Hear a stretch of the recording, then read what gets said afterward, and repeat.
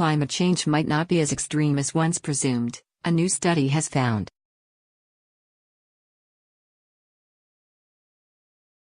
Researchers from the University of British Columbia have discovered that previous estimates for the severity of global warming that stemmed from coal usage might not be realistic.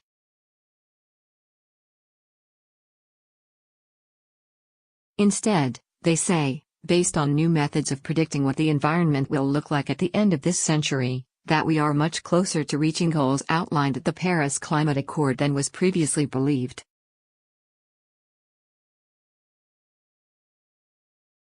The study's authors, Ritchie and Hadi Dowlatabadi, warn that traditional climate change predictions are not necessarily realistic.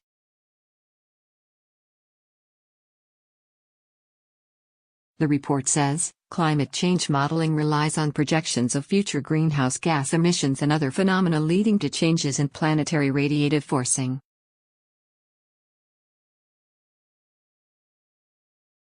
It then details the methods by which predictions about what is to come at the end of the century are developed, and explains the alternative methods the researchers think should be used to make these predictions.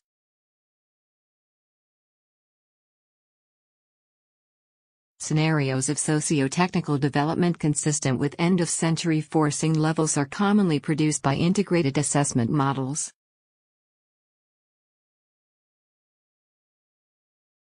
However, outlooks for forcing from fossil energy combustion can also be presented and defined in terms of two essential components: total energy used this century and the carbon intensity of that energy.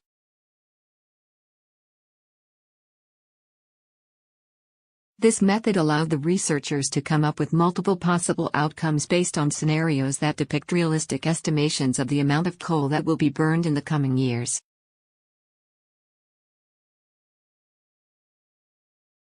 According to their findings, climate change goals are much closer than we think to becoming a reality.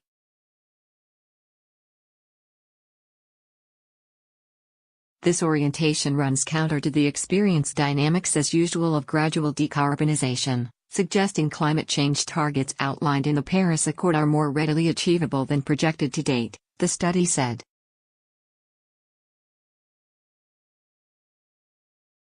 While their findings are hopeful, they don't signify an end to the severity of man-made global warming side effects.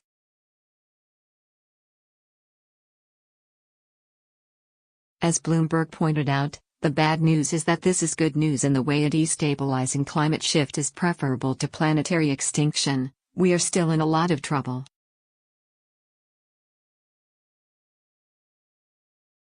The hope of the study is that if policymakers learn of the findings and explore their validity, they will be encouraged to focus resources toward lessening the effects of global warming, since the issue will be less severe than they once imagined.